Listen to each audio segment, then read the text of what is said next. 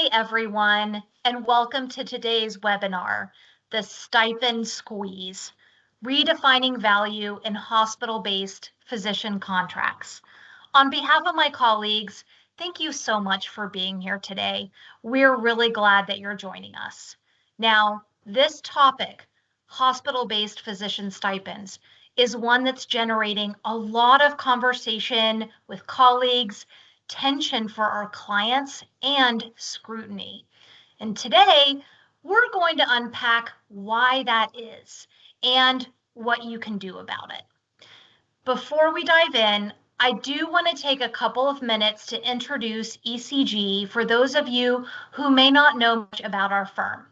So ECG Management Consultants is a national consulting firm that partners with hospitals, health systems, and medical groups to solve their most complex challenges. We've been focused exclusively on healthcare for over 5 decades. More than 80% of our work comes from returning clients or referrals. And that kind of continuity gives us a longitudinal view of how healthcare is evolving and how organizations are adapting. We have experts at the firm that help clients with patient access, payer strategy and contracting, health system optimization, and strategy and innovation.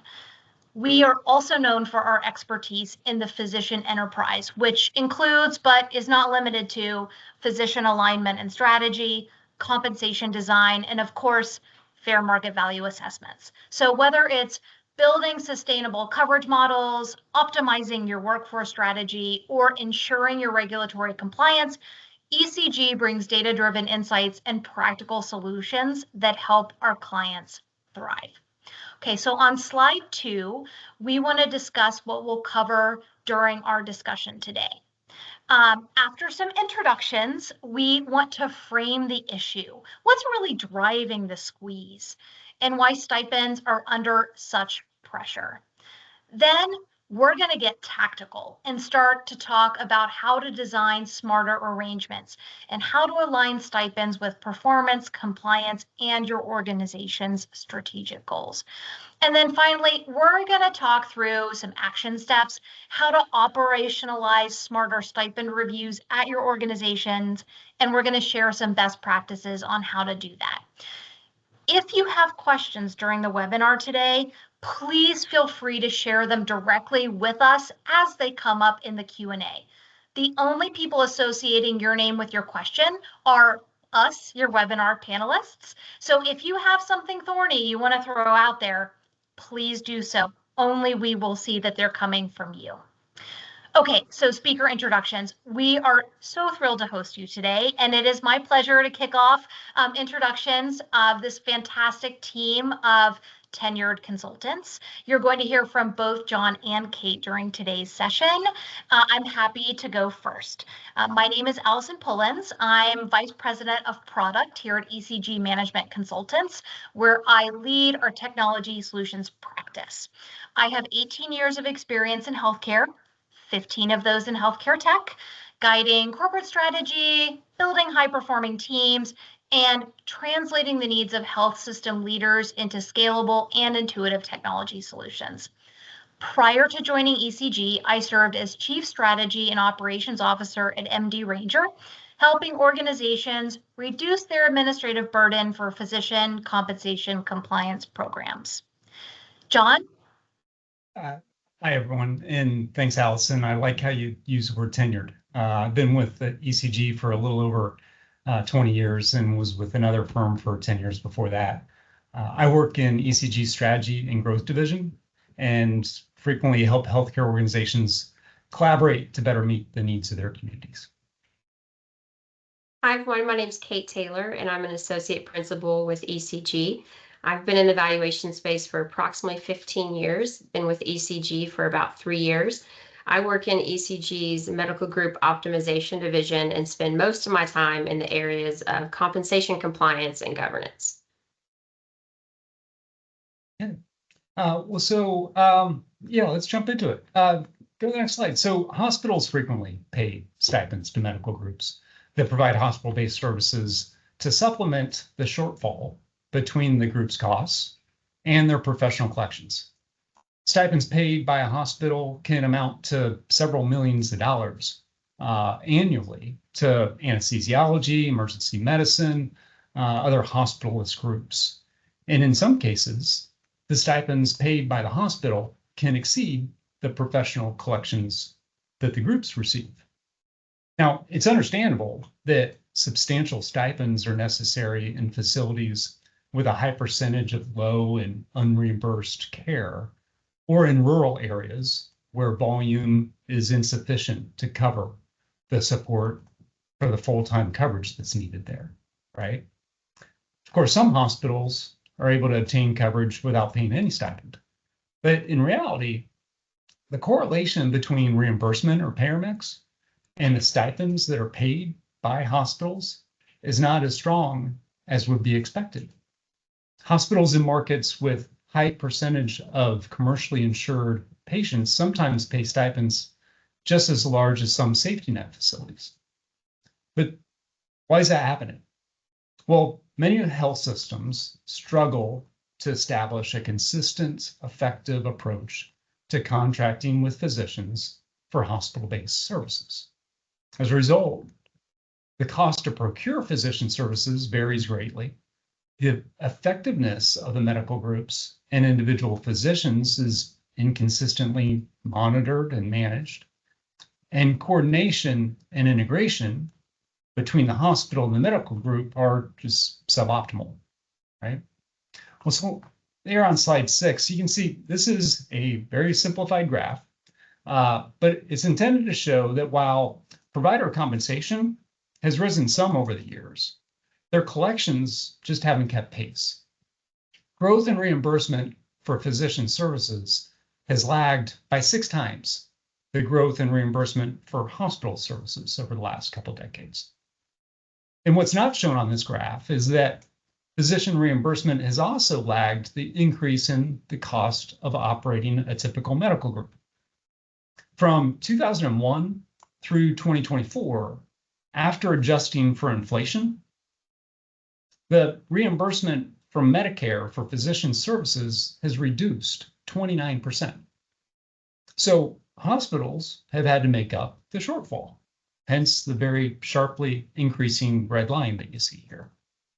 Now, before we move on off this slide, another factor that's impacting the contracts between hospitals and medical groups is the corporatization of these groups. The rise in private equity investments in medical groups has added costs, a whole layer of administration that just doesn't exist in smaller independent groups. And there's an expected profit to the investors that also doesn't exist in smaller private medical groups. So by that, I mean, when a hospital contracts with an investor-backed medical group, a portion of the stipend the group is demanding is to pay for the salaries of people that small groups just don't have, and to provide a return on the investment that the money people who've invested in these groups are seeking. Let's move to, Thanks, John. So I want to spend a few minutes unpacking what's behind the rise in hospital stipends that John just alluded to, because this isn't just a budgeting issue. It's a strategic response to a shift in how care is delivered. At the center of this slide, there's a circle that's labeled pressures. That's our focal point here. And these pressures are what's fueling financial incentives or stipends that healthcare organizations are increasingly offering to provider groups. And they're coming from 2 directions, both internal and external. Now, looking at the left side of this slide, we've got workforce pressures. Number 1 on the list is absolutely physician shortages. This is foundational. We're seeing shortages across nearly every specialty, especially in rural markets or procedural subspecialties and in high acuity areas. And what that's doing is shrinking the pool of available providers, which means hospitals are competing harder against each other for this coverage. And if you'll go back to Econ 101 in college with me for just a second, when supply is tight, cost goes up. So stipends become a part of the negotiation just to get someone in the door. The second on this list that we hear quite a lot is recruitment and retention challenges. Even when hospitals secure the coverage, keeping it is completely different. Burnout, lifestyle preferences, and compensation disparities between competing health systems are driving turnover in hospitals and health systems. So hospitals are using stipends not just to attract providers, but to keep them in the house, especially in roles with heavy call burden or coverage requirements. Third on this list is rising coverage costs. This one's a bit nuanced, but as volume shifts, say you've got more complex cases, higher emergency department throughput, or expanded service lines, the intensity of coverage is also going to increase. Call schedules get heavier, provider groups are asking for more support to maintain that coverage so that they don't get burned out in their teams. So these stipends help offset that imbalance that occurs. Now, on the right side, what we see here are financial and structural pressures. Number one, John talked about this too, stagnant or declining reimbursement. This is a big one. Even if patient volumes are stable, reimbursement, especially from Medicare or other governmental programs, isn't keeping pace with inflation or the cost of care. So the collections that provider groups rely on to fund this coverage are flat or declining. That shortfall lands on the hospital's desk and stipends become the mechanism to fill it. Expanded access requirements. Hospitals are pushing for broader access. That's no surprise. Think 24/7 coverage, same-day consultations, telehealth availability, the list goes on. That's great for patients, but it stretches provider capacity. And again, the collections often don't scale with the access expectations. So stipends become a way to fund that expanded footprint. Last on this list is multi-site coverage needs. As systems consolidate and absorb other hospitals, they're asking provider groups to cover multiple facilities, sometimes completely across state borders. That expanded coverage may not naturally reduce efficiency, increase the complexity around staffing, and generally makes it harder for groups to sustain that coverage as on their collections alone. So stipends help stabilize those arrangements in those circumstances. So when you put all of this together, stipend growth isn't just a cost trend, it's really a strategic lever. Hospitals are using stipends to ensure coverage, stabilize access to care, and support provider sustainability when traditional fee-for-service economics just aren't cutting it anymore. And from a policy and planning perspective, this has real implications. It's going to affect budgeting, contract negotiations, and even how hospitals think about how they design a service line.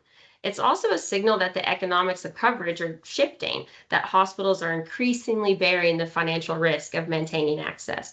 So as we move forward, tracking stipend trends can give us insight into where coverage is fragile and where reimbursement may be misaligned. So now that we know stipends are growing, and it's because of that, they're no longer just flying under the radar. This slide sums up what we're seeing across the board. Stipends are facing more and more scrutiny, and it's coming from really three directions.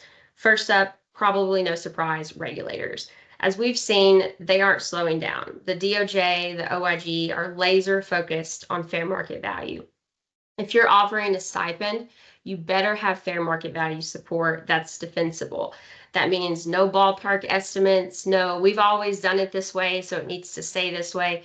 They want to see documentation, benchmarking, and a really clear rationale for why it's in place. And it's not just about compliance, it's also about your risk mitigation. If your stipend structure looks inflated or misaligned, it could trigger an audit or worse. So FMV isn't just a checkbox anymore. It's also a shield for the organization. Second is governance. Boards are asking tougher and tougher questions. Is this sustainable? Is it scalable? Are we setting a precedent we can't afford long term? Especially in systems where stipends have ballooned over time or gotten bigger and bigger and bigger, there's a real concern there about budget creep. So we're seeing more CFOs and C-suite individuals, board members push back. Not because they don't value physician engagement, but because they want to make sure those dollars are working strategically for their organization.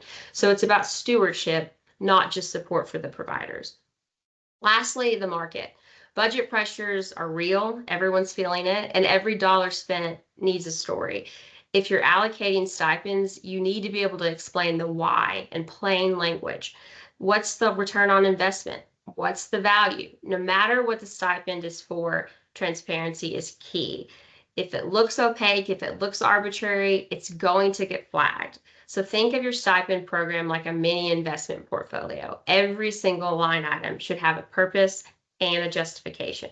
So the takeaway here is pretty simple. Stipends are likely not going away, but they are absolutely under the microscope. So if you're managing them, make sure you've got the F&V data, the governance support, and the story, because when all of those three things align, they're not just defensible, they're also strategic. John? Okay, well, good. Now we get to talk about how to design smarter contracts. So slide 10, yeah, quality and performance alignment. So in general, health systems tie far too little compensation to performance in their contracts. Hospital-based medical groups have a tremendous impact on the financial, quality, and patient satisfaction outcomes of hospitals. Yes. Who impacts the efficiency of your ORs or shortens the stays in your PACU more than anesthesiologists? How could your hospitalists help reduce length of stay and preventable readmissions better? How much is the inaccessibility of interventional radiology impacting length of stay at your hospital? It can be a huge, huge bottleneck. So health systems should establish performance expectations for their hospital-based services, reward improvement, and tie a meaningful portion of compensation, the stipend, to performance. When choosing KPIs on which to base a portion of the compensation of the medical group, we recommend that you select metrics that are 1, meaningful, 2, actionable, and 3, credible. Meaningful in that the metrics impact the health system's quality and efficiency and advance the health system's priorities. Actionable, you can generate the data timely and the physicians can impact those metrics.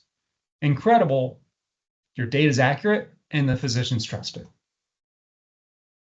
Got a math problem for you, okay? So to start, what's a good percentage of physician compensation to tie quality and efficiency performance to? 20%? Okay. Assume your health system is contracting with a hospitals group for services that should cost the group about $10 million in wages and benefits for its providers. You estimate that the group collects $8 million in excess of its billing and overhead costs. So you agree to pay the group a $2 million subsidy. How much of the $2 million subsidy or stipend should you tie to performance incentives if you want 20% of physician compensation to be incentive-based? Well, the answer is all of it, meaning $2 million. However, many organizations would only place 20% of the $2 million subsidy, which is $400,000, at risk. From the medical group's perspective, $400,000 is only 4% of its total potential income that goes to physician compensation. That's not a big incentive to bend over backward to meet performance expectations. Instead, we consider providing an incentive compensation package that could result in total income to the group much greater than $10 million if performance improves, but also put the group at risk of earning less than $10 million if performance doesn't improve. All right, our section is going to be more fun because we don't have a math problem. So we'll dive right in. This is also important, compliance through standardization. So I'm going to shift gears and talk a little bit about how organizations can stay compliant without reinventing the wheel every single contract. This slide is going to lay out a simple but powerful framework, in my opinion. Compliance through standardization. It's not flashy, but it's what works. First, you've got to start with fair rates, and that means using validated benchmarks, whether it's MD Ranger, MGMA, ECG, or any other reputable source. The key is that you're consistent. You want to be able to say, here's how we got this number, and here's why it's defensible. Be able to explain it to a regulator. That's what regulators want to see. And it's not just about checking a box, it's about building the trust. When your rates align with market data, it's a lot easier to justify them internally and externally, should you have to. The next thing on this list is documentation. And this is where a lot of organizations get tripped up. It's not enough to say someone's doing work. You need to capture the scope, the justification, and the actual services that were provided by the providers. Think of it like a mini business case for each arrangement. What's the need? What's the value? What's the deliverable? The more rigor you build in there, the stronger your compliance posture. If you ever were to get audited, this is the first place that they're going to look. But I do want to stop there before I go to the next point, because I think, Allison, you had a few thoughts you wanted to share.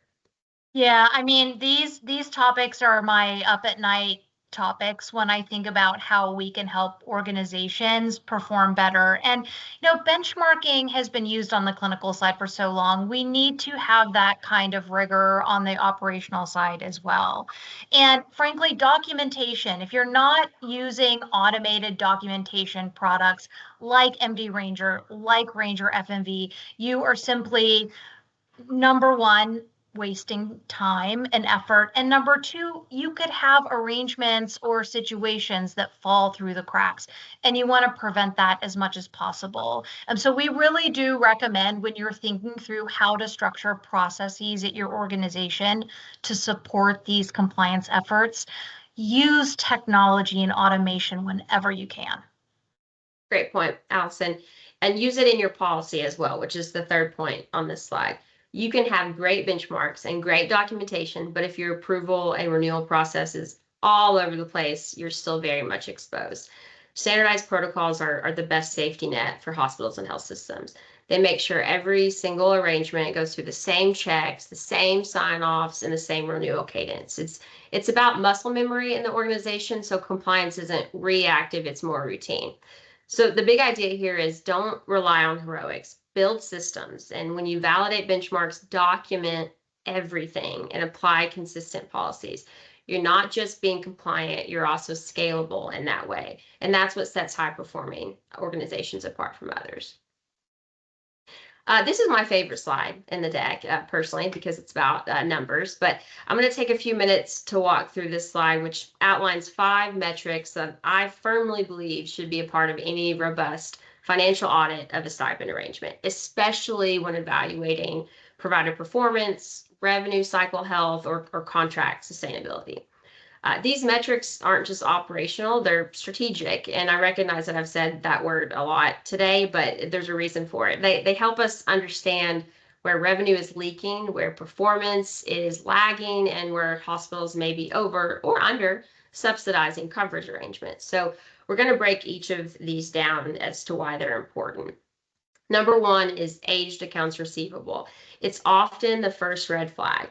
If receivables are sitting too long, especially beyond 90 to 120 days, it signals breakdowns in billing, breakdowns in follow-up, or payer responsiveness issues. So for hospitals subsidizing coverage, this matters. If the provider group isn't collecting efficiently, the hospital is going to be funding a gap that's actually completely avoidable. So we look at aging buckets, trends over time, and whether the group is actively working denials or just getting balances sit forever. Next is the net collection percentage, which is the gold standard for revenue cycle performance and my personal favorite. It tells us how much of the collectible revenue is actually being collected after contractual adjustments. So a healthy benchmark is typically in the mid-90s, but that varies by specialty and, of course, payer mix. If net collection is low, it could mean there's undercoding, poor follow-up, or systemic issues with payer contracts. So for stipend arrangements, this metric really helps validate whether the group truly needs financial support or whether there's room for operational improvement. Payer mix is critical because it drives the economics of coverage. A group that's heavy in Medicare or Medicaid will naturally have lower collections, but that's not a performance issue per se, it's a structural one. So it does inform how we think about subsidy levels. If a hospital is asking for expanded access in a market with high governmental payer penetration, stipends are probably necessary just to keep the lights on. So we audit payer mix to understand the reimbursement landscape and align expectations accordingly with the contract. The fourth thing on this list is denials. Denials are where revenue goes to die if they're not managed aggressively. So we look at both initial denial rates and overturn success. High denial rates could point to documentation gaps, coding errors again, or payer-specific quirks. If the group isn't appealing denials effectively, that's also lost revenue. So for hospitals, this matters because every dollar not collected increases the likelihood of needing a stipend. So denial management becomes a key part of the audit conversation.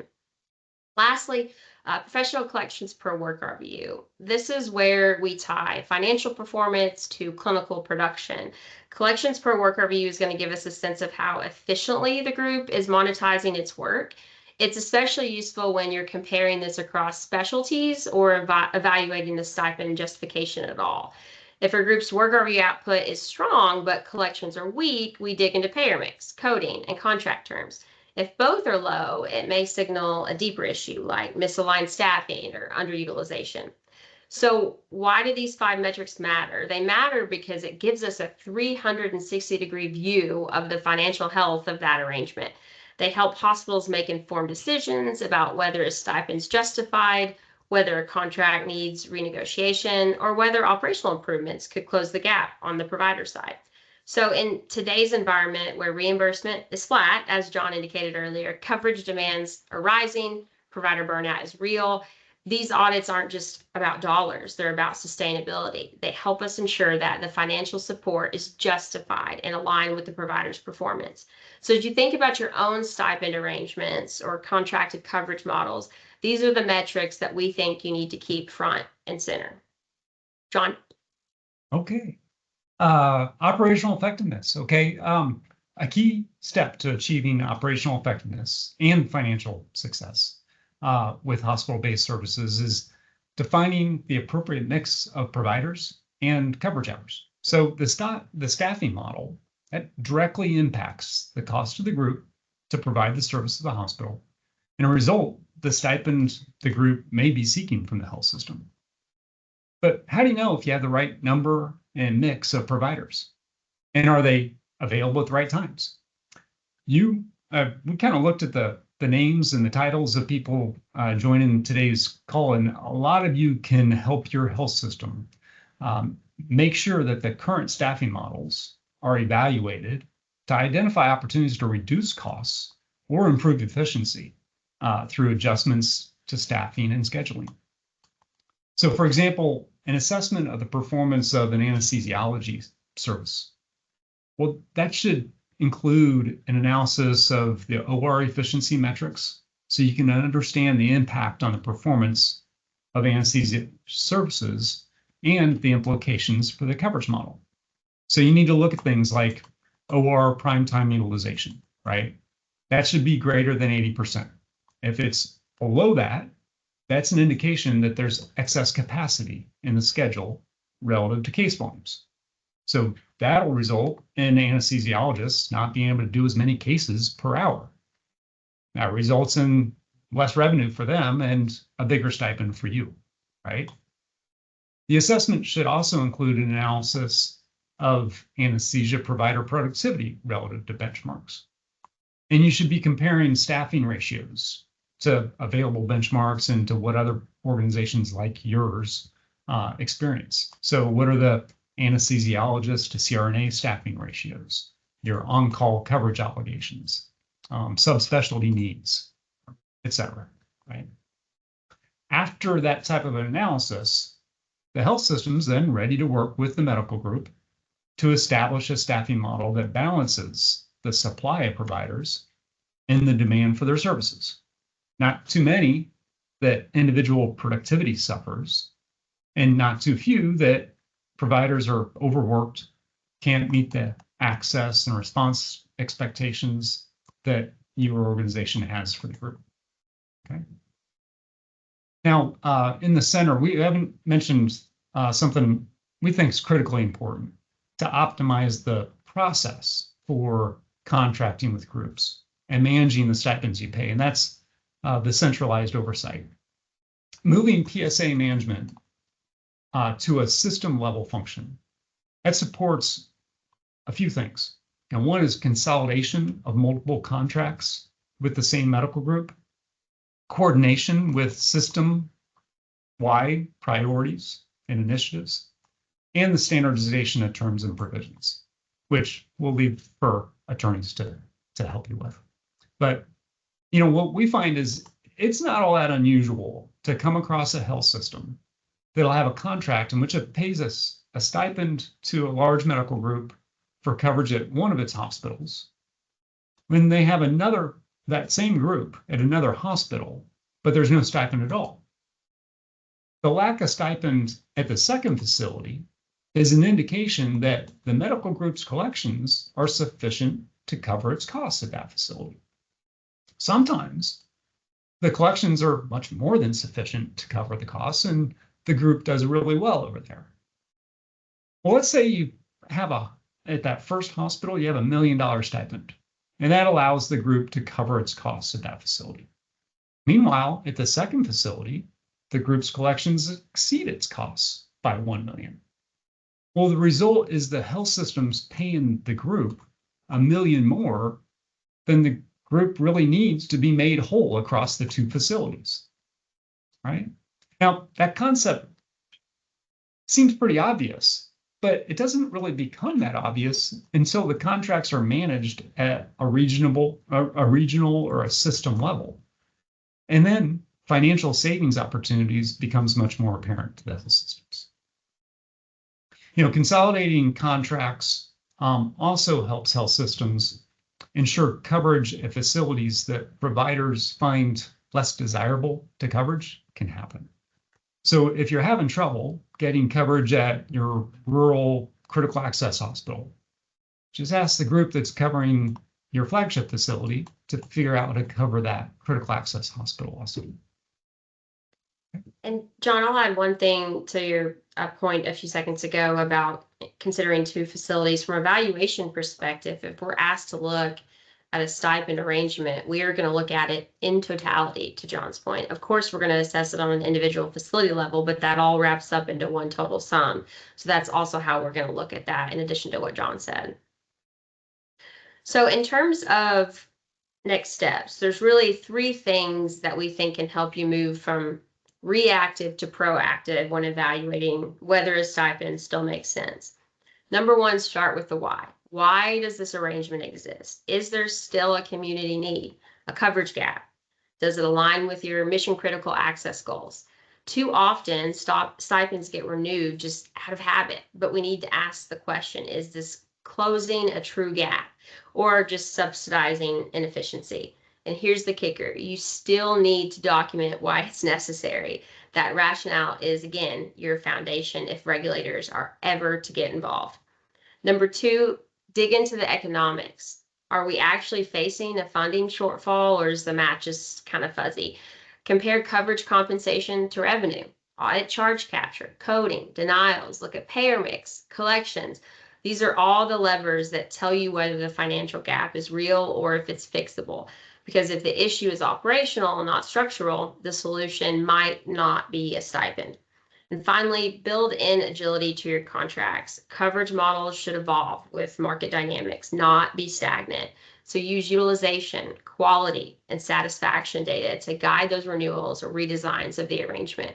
And don't be afraid to sunset or step down a stipend when it's not justified any longer. That's not punitive, that's responsible. And it has happened. The goal is to make sure that your support matches the current need, not the legacy arrangement. So the message here is smarter stipend review isn't just about saying yes or no. It's about asking better questions, doing better analytics, using better data, and building flexibility into the approach. And when you do all of that, you're not just compliant, you're also strategic and aligned with your organization's mission. All right, Allison? Yeah, thank you so much, Kate and John. This concludes our webinar content today. Thank you so much for attending. So we've had a number of questions come in through the Q&A panel. We were able to get to some of them during the content through the chat, but we do have a handful of questions that came in over the past couple of minutes that we've not gotten to. So we're going to take a look at those now and address those live. Okay, so for our first question, how do you tell if a stipend is actually strategic versus an old one that just never got reviewed? John, I can take this. I would say that strategic stipends solve a very clear problem, like ensuring access, filling those coverage gaps, or supporting that mission or those mission critical services. Stale stipend arrangements tend to lack that documentation. They haven't been reevaluated in years, and they just persist out of habit, or the hospital just not wanting to have that conversation with the physicians. If you can't articulate the why without referencing history or political aspects of the arrangement, it's probably time to reassess the agreement. Great. Thank you, Kate. Okay, the next one is about private equity. Can we get a quick recap of the PE impact on cost? I want to make sure I understand it correctly. John, maybe you should take this one. Yeah, sure. I think I know what they're talking about. So in the last decade, my perspective on health systems contracting with medical groups for hospital-based services, especially, has done a full 180. I used to encourage health systems to find a hospitalist group or ED group or radiology group and partner with them to cover your facilities, right? The groups are better at managing the service than the hospitals trying to do it with their employed physicians. The stipend that would be paid to the group would typically be a fair amount less than the losses on professional services from employing providers. And I guess what's changed now is the groups are bigger. There's they didn't have big administrative teams back then. It was just physicians, a billing company, and like a contracted accountant. Now, with so many groups being part of these big companies, often private equity backed, with lots of administrative people and investors demanding a big return on their investments in those groups, the stipends paid to groups are higher than the losses that a health system would incur from employing their own providers. And health systems are better at managing their employee medical groups than they ever used to be. The other thing I want to throw out is I'd love for more health systems to move to being able to have a single bill for their patients. And you only do that if the physicians are under the hospital's contracts. And so today, many health systems would be better off employing physicians rather than contracting with these big private equity backed medical groups. And I don't really see that changing anytime, like ever. Okay. Interesting, John. It's fascinating to me how quickly that shift has occurred. You said over the past decade, and typically healthcare change doesn't move that fast. So it's. Yeah, I'd say, I guess my perspective's changed a lot in the last 5 years, actually. So yeah, costs have gone up, and part of it is the size of the groups and their administrative structures and their necessity to have a profit compared to what they once had. Yeah, I know it puts hospitals in a tough position, and particularly those who don't have the option to employ. So it can be very, very challenging. Okay, let's move on to the next question. Okay. Oh, this is interesting. This hits on more of those like personal relationships. So how do you modernize stipend structures when some physicians have been receiving them forever and may push back or not really understand why the change is coming? I would say this is a conversation that you have anytime you're renegotiating your stipend contract. And because we participate in valuations of these contracts, we are present for some of those conversations. But really, I think there's three things. One, be transparent, completely transparent. Frame the cleanup as a modernization effort, not a rollback for the physicians. Number two, I would use data to show where those inconsistencies exist. If you can bring that data to the table and those physicians and providers can check that data against their own data set, their own analytics, those conversations are going to be a lot more smooth. The financial metrics we spoke to earlier, those are all a really good start, but there's others as well. Number three, and this is the most important one, is bring the physicians into the conversations early. When they help shape that solution, it feels collaborative and not punitive to the provider group. Got it. Okay. This one is the next question is kind of related. It's what kind of red flags should hospital leaders watch for that might be a signal that it's time to either like reevaluate or even scale back a stipend? You know, I personally think a stipend should be reevaluated annually. That provision should be built into the contract. I mean, we've seen stipend arrangements that are reevaluated quarterly. It's a provision in the contract. They both agree to it. The provider opens up their books. They take a look at it to make sure things haven't changed. But going back, I know I've said it already, but everything we discussed in the presentation today needs to be looked at. Operational inefficiencies masked by stipends are a huge red flag and going to be the number one thing that regulators focus on. So if utilization or call volume has dropped, the stipend hasn't changed, that's also a signal to reevaluate that too. John, I don't know if you have anything else you want to add. I'd just say, yeah, when there's no noise, you kind of assume that things are going just fine, but you shouldn't make that assumption, right? Mm-hmm. Just because everything's going along smoothly, you feel like you have a great relationship with whatever group it is that you have the contract with.